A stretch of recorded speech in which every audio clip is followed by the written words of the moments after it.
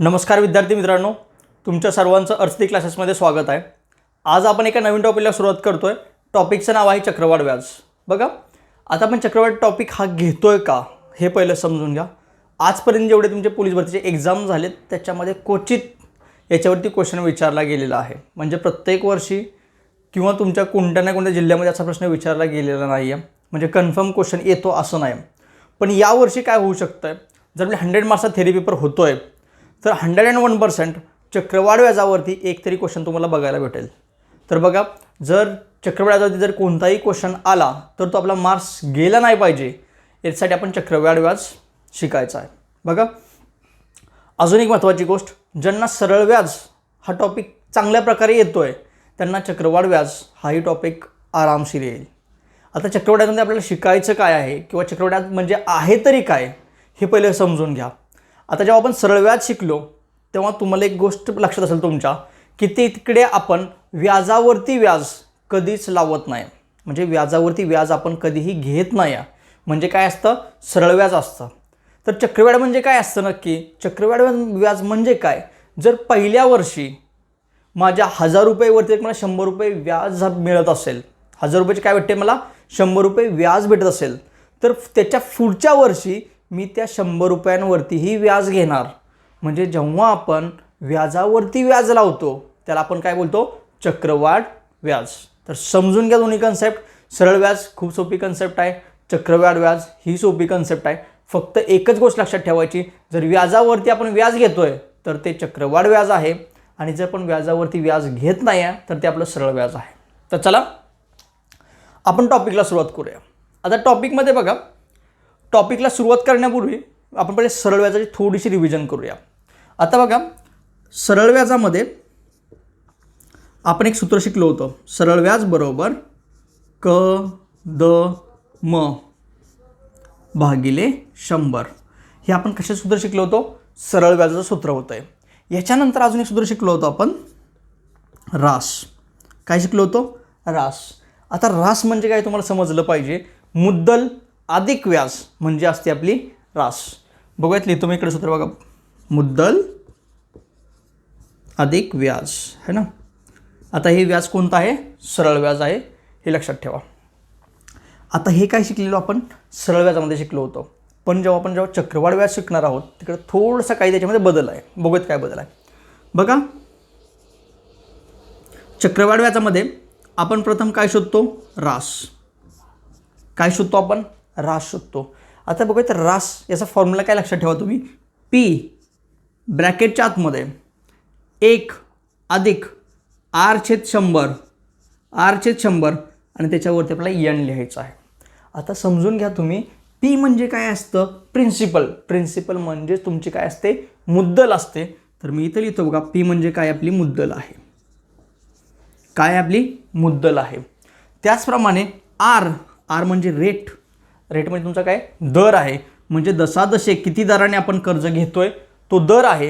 N, आता तुम्हाला समजलं पाहिजे यन म्हणजे काय, इथेही यन आहे आणि याच्यामध्येही क म्हणजेच काय होतं, इकडे यन होता।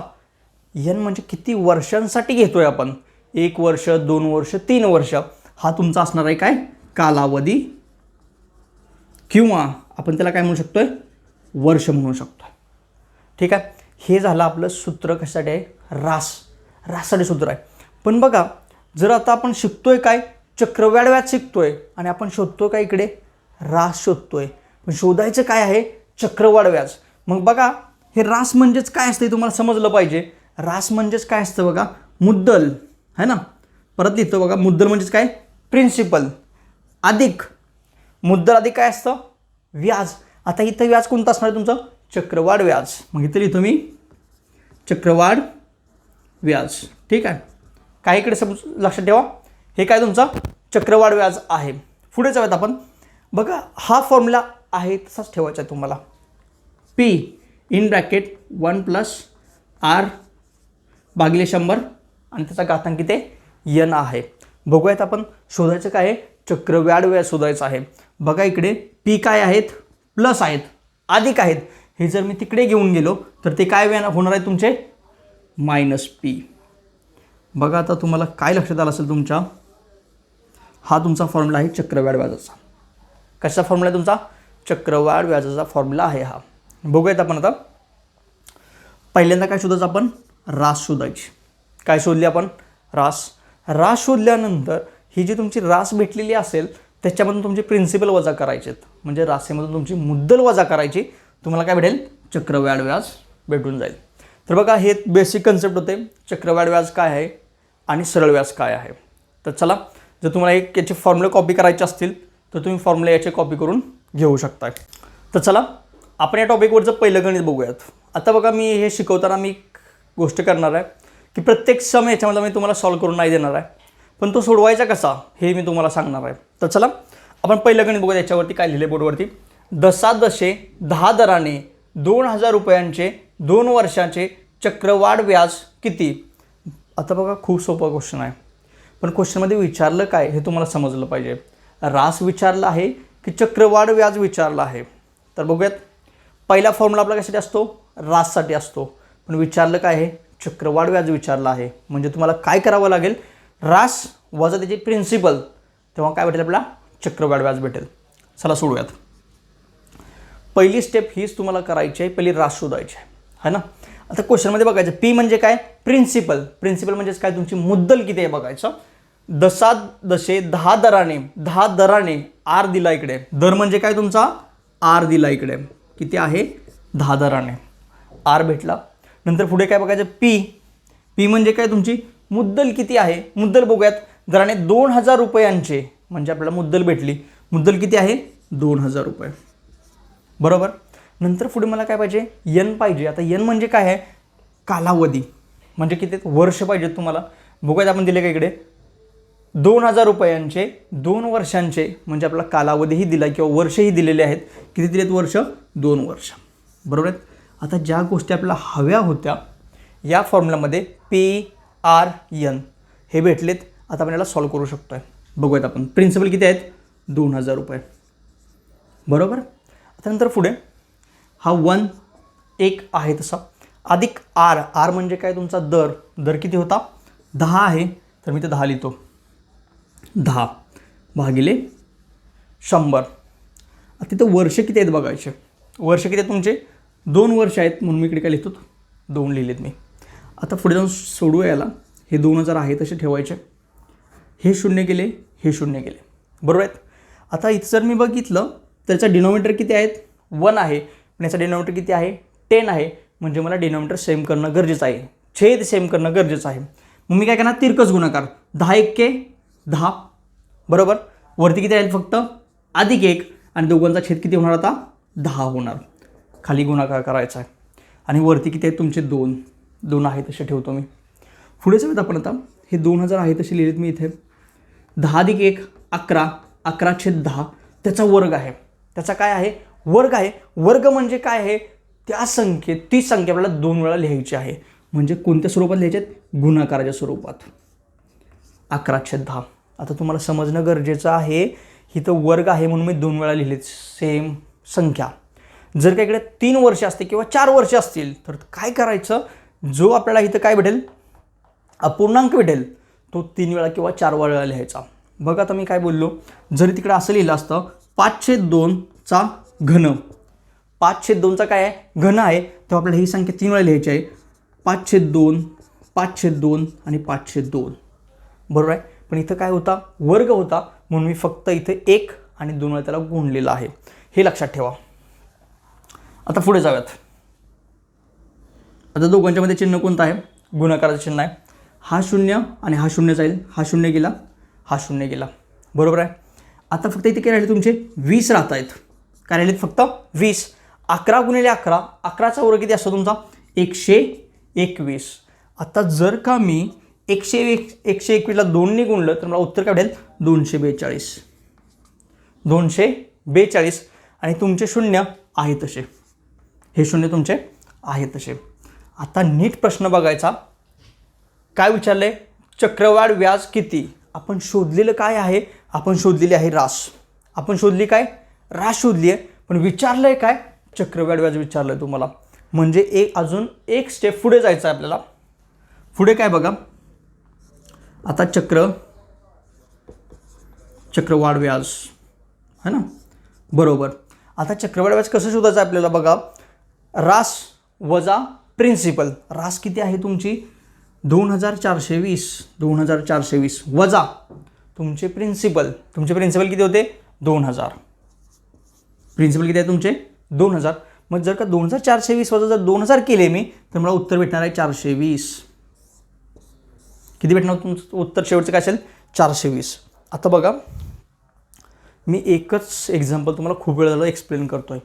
याच्या पाठचं कारण असं आहे, जर तुम्हाला एक एक्झाम्पल समजलं तर इथून पुढचं कोणतंही जरी एक्झाम्पल तुम्हाला विचारलं गेलं तरी तुम्ही त्याला आरामशीररित्या सॉल्व्ह करू शकताय.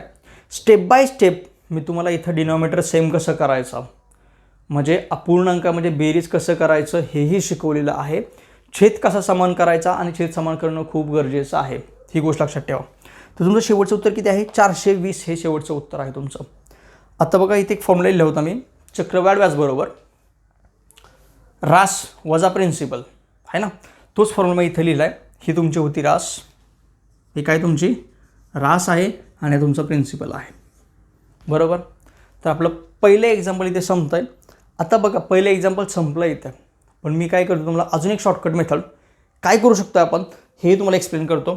नीट लक्ष द्या. 420 हे त्याचं उत्तर होतं. आपल्याला शॉर्टकट मेथडनी कसं सोडवू शकतो बघायचं. बघूयात आपण.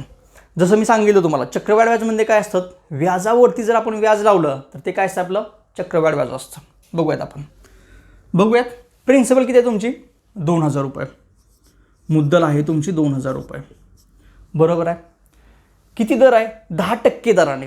मग 10% लिहितो मी, 10% दराने म्हणजे 10/100 केले मी.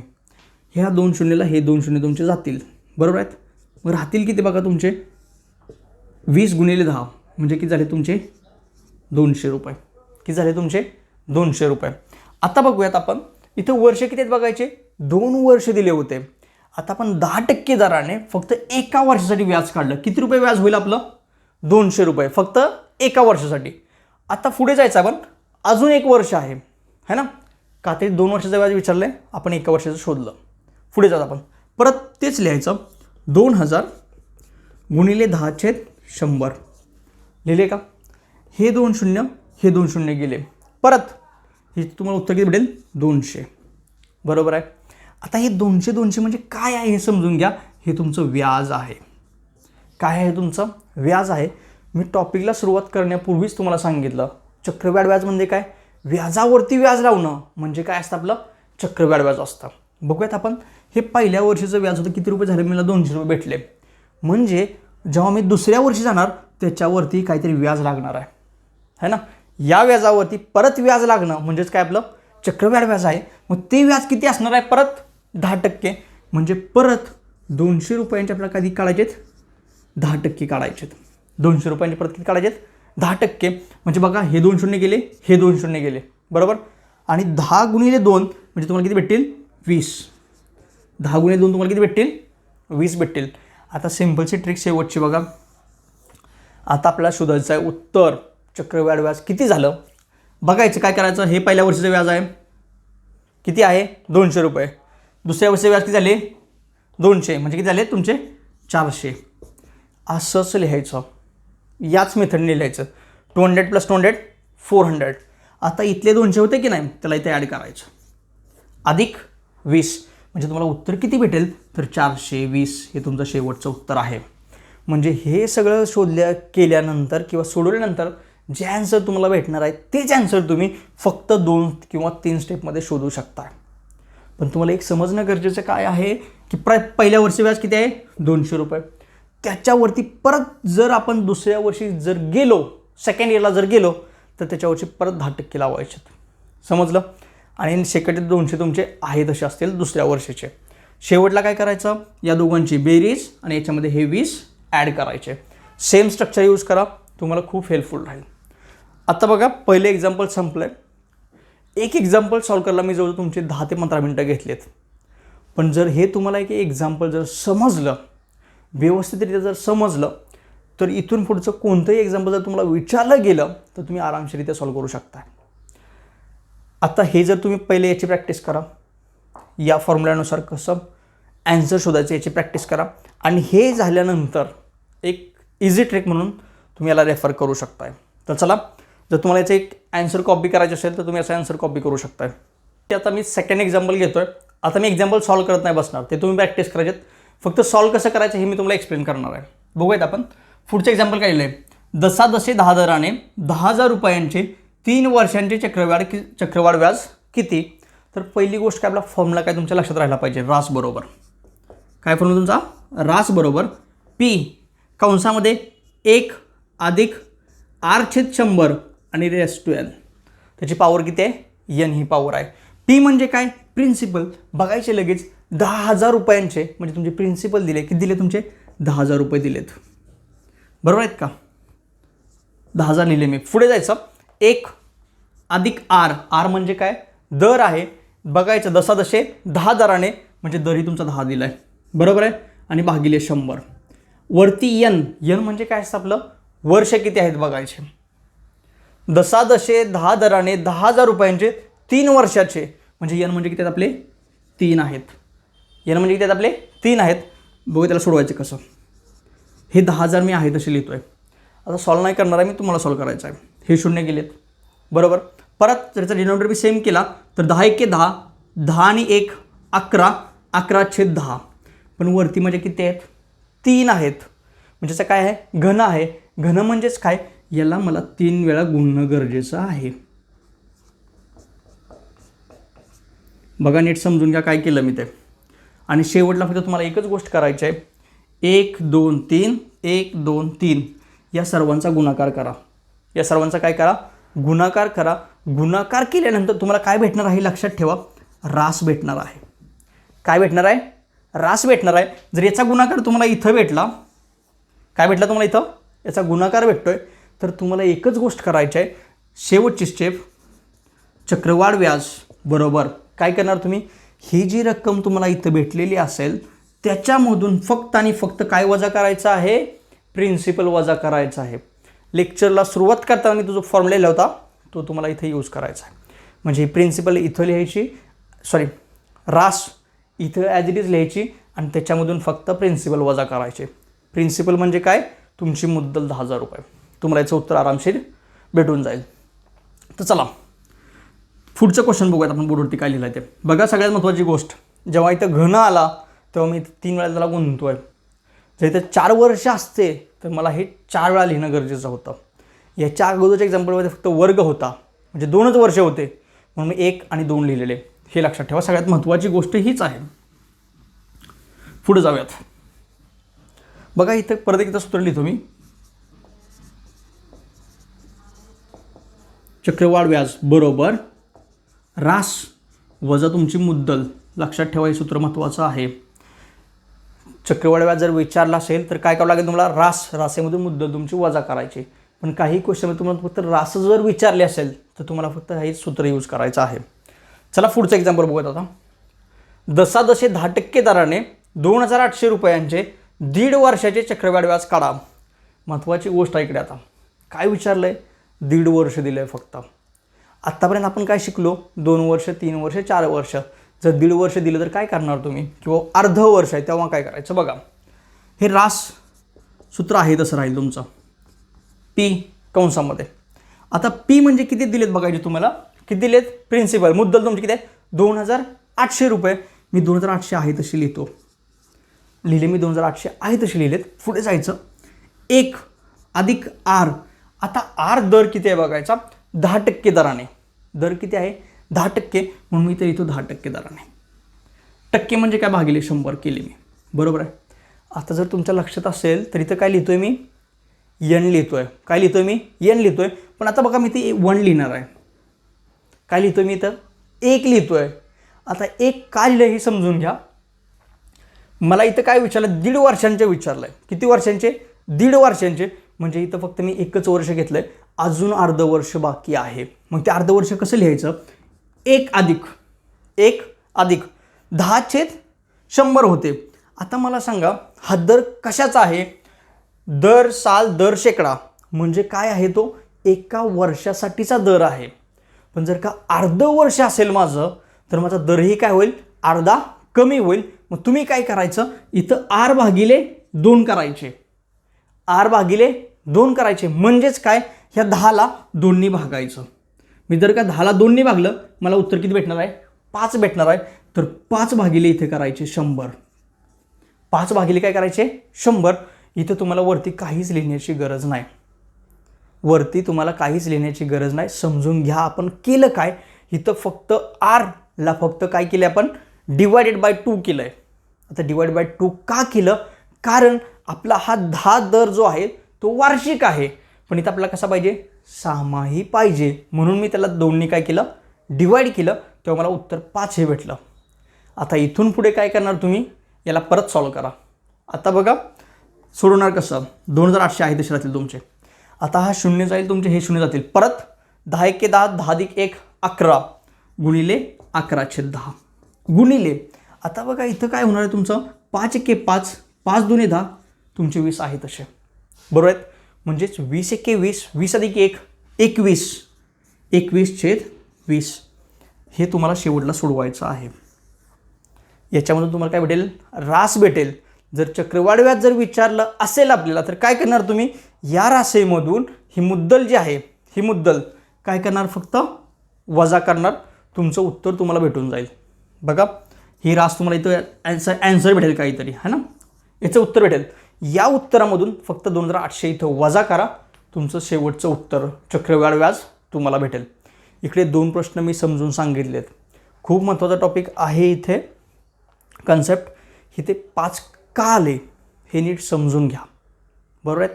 कारण आपण काय केलं, रेटला फक्त काय करतोय, अर्ध्या वर्षाचा रेट अप्लाय करतोय, म्हणून आर भागिले 2 केलेत. तर चला, याची जर गरज असेल तर त्याचा तुम्ही स्क्रीनशॉट घेऊ शकता. चला आता आपण एक पुढचा क्वेश्चन बघूयात. खूप महत्त्वाचा प्रश्न आहे, एक्झामला अशा टाईपचा एक्झाम्पल क्वेश्चन येऊ शकतो. सोडवायचा कसा बघूयात. बघा प्रश्न काय लिहिला आहे, दशादशे 10% दराने एका वर्षाचे 2000 रुपयांचे सहामाही चक्रवाढ व्याज काढा. नीट समजून घ्यायचं. विचारलंय काय, इथं फक्त चक्रवाढ व्याज असं विचारलेलं नाही आहे, तर काय विचारलंय, सहामाही चक्रवाढ व्याज काढा. म्हणजे काय बघा, तुमचं जे वर्ष पूर्ण 365 दिवसानंतर होणार आहे, पण इकडे काय विचारले, सहामाही म्हणजे 6 वर्षानंतरच असं कन्सिडर करायचं की वर्ष पूर्ण होत आहे. काय करायचं आहे, सहामाही शोधायचं आहे. मग करायचं काय बघा, अशा क्वेश्चनमध्ये दशादशे 10% दराने, दर किती दिलाय तुम्हाला बघायचा, 10% दराने दिलाय. पण तो दर कसा दिलाय, याच्या अगोदरच्या एक्झाम्पलमध्ये आपण शिकलेलो. मी इथं काय केलेलं, आर भागिले 2 केलं होतं. का केलेलं, कारण माझं वर्ष तिकडे अर्ध होतं. तसंच सहामाही म्हणजेच काय, वर्षाला अर्ध करायचं आहे आपल्याला. समजून घ्या.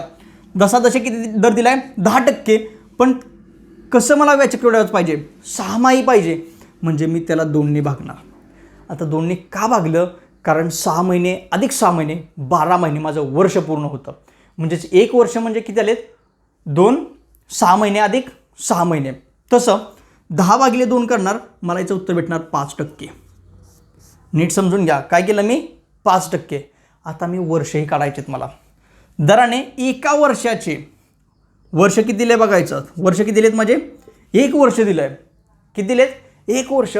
परत बघायचं, सहामाही विचारलंय, सहामाही विचारलंय म्हणजे त्याला 2नी गुणायचं आहे. 2नी गुणायचं आहे म्हणजे वर्ष किती झाले माझे, 2 वर्ष झाले. पुढे जाऊयात आपण. आता प्रिन्सिपल, तुमची मुद्दल किती आहे बघायचं. मुद्दल किती आहे तुमचे, 2000 रुपये. मग इथे लिहितो मी 2000 रुपये. दर म्हणजे तुमचा काय आहे, रेट आहे. वर्ष म्हणजे तुमचे काय आहेत, यन आहे. आता असं मला वाटतंय इथं कोणाला काही, इथून पुढे कोणाला काही डाऊट नसावा.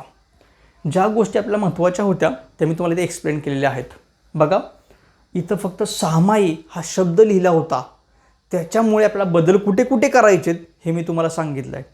जर सहामाही शब्द असेल कुठे, तर तुम्हाला पहिलं काय करावं लागेल, त्याचा दर बदलावा लागेल, है ना. का, कारण हा 10% दर एका वर्षासाठीचा आहे, मला 6 महिन्यासाठी पाहिजे, म्हणून मी त्याला 2नी भागलं आहे. पुढचं वर्ष, एका वर्षाचं विचारलं आहे, पण एका वर्षामध्ये 2 सहामाही असतात. पहिली सहामाही, दुसरी 6 महिने. म्हणजेच मी काय केलं, 1 गुणिले 2, त्याला मी 2नी काय केलेत, गुणलेत, म्हणून मला 2 वर्ष भेटले. तुमची मुद्दल ही तुमची सेम राहणार आहे. आणि याच्यानंतर तुम्हाला यूज करायचा आहे हा वाला फॉर्म्युला, है ना. हे सूत्र यूज करा, तुम्हाला काय भेटेल, रास भेटेल. आणि या राशीमधून तुम्ही काय कराल, प्रिन्सिपल वजा कराल, प्रिन्सिपल म्हणजेच काय तुमचे हे फक्त 2000 वजा कराल तर तुम्हाला काय भेटेल, चक्रवाढ व्याज भेटेल. तर बघा हाही क्वेश्चन आपला इथे संपलेला आहे. पण नीट लक्ष ठेवा, या गोष्टी समजून घ्या मी काय केलं आहे आणि का केलेलं आहे. हे जोपर्यंत तुम्हाला या गोष्टी नीट समजणार नाहीत तोपर्यंत तुम्हाला अशा टाईपचा क्वेश्चन सोडवता येणार नाही. तर नीट समजून घ्या. जर किंवा कुठे सामायिक शब्द असेल, 1.5 वर्ष असेल, तेव्हा या तुम्हाला गोष्टी इकडं इम्प्लिमेंट करायच्या आहेत. चला आता याच्यानंतर पुढचा एक प्रश्न लिहिला आहे बघा. इकडे प्रश्न काय लिहिला आहे बघायचा. 24,000 रुपयांवर पहिल्या वर्षी 2%, दुसऱ्या वर्षी 5%, तिसऱ्या वर्षी 10% दराने चक्रवाढ घेतल्यास रास काढा. आता काय दिलं आहे बघायचं. इकडं चक्रवाढ व्याज विचारलं आहे, पण प्रत्येक वर्षी चक्रवाढ व्याजाचा दर हा बदलतो आहे, तो फिक्स नाही. पहिल्या वर्षी 2%, 5%, 10%, 7%, म्हणजे असं काहीतरी होतं. काय होतं, व्हॅरी होतोय तो, म्हणजे सेम नाही आहे, सारखा नाही आहे. तेव्हा काय करायचं बघा, काही गरज नाही, म्हणजे नवीन काय याच्यामध्ये नाही, जे शिकलोय तेच आपल्याला इम्प्लिमेंट करायचं आहे. पी म्हणजे काय, आपली प्रिन्सिपल. प्रिन्सिपल तुमचे किती आहेत, 24,000 रुपये. लिहितो मी इकडे 24,000 रुपये लिहिले. आता बघूयात आपण पहिल्या वर्षी 2% दराने, दर किती आहे, 2% दर आहे. मग मी लिहितो अधिक 1 अधिक 2/100. पहिलं वर्ष आहे, एकच लिहायचं आहे, पुढं जायचं. दुसऱ्या वर्षी आहे ना, बघा विचारले काय ते 3 वर्षांसाठी आपण पैसे दिलेत आणि तो रिटर्न घेतोय, पण मी इथं काय लिहिलं, एकच लिहिलं आहे. दुसरं वर्ष 1 अधिक, आता दुसऱ्या वर्षी दर किती आहे, 5% हा दर आहे, म्हणजे मी काय लिहितो 5/100. बरोबर आहे. इथे एकच लिहायचं आहे कारण तो दर फक्त एकाच वर्षासाठी आहे, पुढच्या वर्षी परत बदलणार आहे. आणि परत याच्या पुढे अजून लिहायचं 1 अधिक, परत दर किती होणार आहे, 10% होणार आहे, म्हणजे इथं परत लिहायचं 10/100. आणि हे सगळं तुम्हाला सोडवायचं आहे. कसं सोडवायचं हे मी तुम्हाला याच्या अगोदर सांगितलेलं आहे. तर सेम मेथड फॉलो करा, तुम्हाला याचा आन्सर भेटून जाईल. विचारले काय, फक्त बघा इकडे फक्त रासच विचारलेली आहे. फक्त काय विचारले, रासच विचारली आहे, म्हणजे फक्त आपल्याला रास शोधायची आहे, चक्रवाढ व्याज शोधायची गरज नाही. हे समजून घ्या. प्रश्नामध्ये काय विचारलंय, कुठे थांबायचं हे समजणं गरजेचं आहे. तर चला हे कॉपी करून घ्या. आता आपण शेवटचे 2 प्रश्न घेणार आहोत. याच्यानंतर आपला चक्रवाढ व्याज हा टॉपिक संपेल. म्हणजे पोलीस भरतीसाठी कोणत्या टाईपचा प्रश्न येऊ शकतात ते सर्व क्वेश्चन आपण याच्यामध्ये कव्हर केलेले आहेत. तर चला शेवटचे 2 क्वेश्चन बघूयात. आता शेवटचे 2 क्वेश्चन घेण्यापूर्वी मी बोर्डवरती एक फॉर्म्युला लिहिला आहे बघा. इकडे एक सूत्र लिहिलं आहे, दर बरोबर पट. पटच्या वरती असं लिहिलं आहे मी 1/t. आता टी म्हणजे काय, टी ऐवजी तुम्ही एन यूज करा. इकडे टी ऐवजी काय यूज करा, एन. एन म्हणजे काय, तुमचे वर्ष आहेत. -1 गुणिले 100. आता बघूयात हा फॉर्म्युला काय यूज करायचा आणि कुठे यूज करायचा आहे. जर तुम्हाला 2 राशी दिलेल्या असतील, बघा इथं क्वेश्चन लिहिला आहे, कोणत्या चक्रवाढ व्याजाच्या दराने एका रकमेची 3 वर्षात 8 पट रक्कम होईल. काय विचारलं बघा, 3 वर्षामध्ये 8 पट रक्कम होईल, पण कोणत्या दराने हा दर शोधायचा आहे. तर तेव्हा आपल्याला हा फॉर्म्युला यूज करायचा आहे. आता सूत्र काय बघा, पट. काय विचारलंय, पट विचारलंय. किती पट, 8 पट. म्हणजे किती लिहितो मी इथं, पटच्या ठिकाणी 8 लिहितो. बरोबर आहे. 1/n. आता 1/n म्हणजेच काय, एन म्हणजे तुमचे वर्ष विचारलेत. आपल्याला काय विचारलंय, 3 वर्षामध्ये एका रकमेची 8 पट होईल, म्हणजे वर्ष किती दिलेत तुम्हाला, 3 दिलेत. मी ते लिहितो 1/3. 1/3 -1 बरोबर आहे. आणि याला गुणिले मी काय करतो, 100. आता नीट समजून घ्या तुम्ही. इथे 1/3 म्हणजे ह्याचं काय काढायचं आहे, आपल्याला घनमूळ काढायचं आहे. नीट समजून घ्या, काय बोलतोय मी, घनमूळ काढायचं आहे. जर इकडे 1/2 असतं असं तर त्याचं आपल्याला काय काढायचं आहे, वर्गमूळ काढायचं आहे. इथे 1/3 आहे म्हणजे काय शोधायचं आहे, घनमूळ शोधायचं आहे. म्हणजेच 8चं जर घनमूळ बघितलं तर तुम्हाला काय भेटेल, 2 भेटेल. 2चा वर्ग 4, बरोबर आहे की नाही. आणि 2चा घन काय असतो, 8. म्हणजे 8चा घातांक 1/3 म्हणजे मला उत्तर किती भेटणार आहे, 1 भेटणार आहे. याच्यातून -1 करायचे आणि गुणिले 100 तुमचे आहे तसे. 2 - 1 तुम्हाला 1च भेटेल. 1 गुणिले 100 म्हणजे तुम्हाला काय दिलं, दर 100%. दर काय तुमचा 100% हा तुमचा दर असेल. नीट समजून घ्या. इथं मी 8 कुठून लिहिले, क्वेश्चनमध्ये दिले होते, माझ्या रकमेचे 8 पट व्हायला पाहिजेत. किती पट? 8 पट. म्हणून मी इथं 8 लिहिले. 1/3 का लिहिले? किती वर्षांमध्ये? फक्त आणि फक्त 3 वर्षांमध्ये. म्हणून मी ते काय लिहिलेत? 1/3 लिहिलेत. आणि 1/8चा घातांक 1/3 म्हणजे फक्त मी 2 लिहिलं. म्हणजे मी तुम्हाला इथं सांगितलं, जर का मी इथं ए आणि इथं 1/3 लिहिलं तरी कोणत्याही संख्येचं काय काढायचं? घनमूळ काढायचं. जर a⁻1/2 असेल तर त्या संख्येचं काय करायचं? वर्गमूळ काढायचं. हे लक्षात ठेवा. तर चला, आपला एक प्रश्न संपतोय इकडे.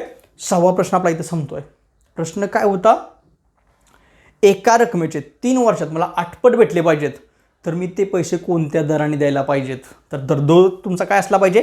100% दराने तुम्हाला देणं गरजेचं आहे. चला, आता शेवटचा प्रश्नही महत्त्वाचा आहे, एक्झाममध्ये विचारला जाऊ शकतोय. प्रश्न काय बघा. जर एक रक्कम 2 वर्षासाठी चक्रवाढ व्याजाने गुंतवली तर तिची 600 रुपये रास होते.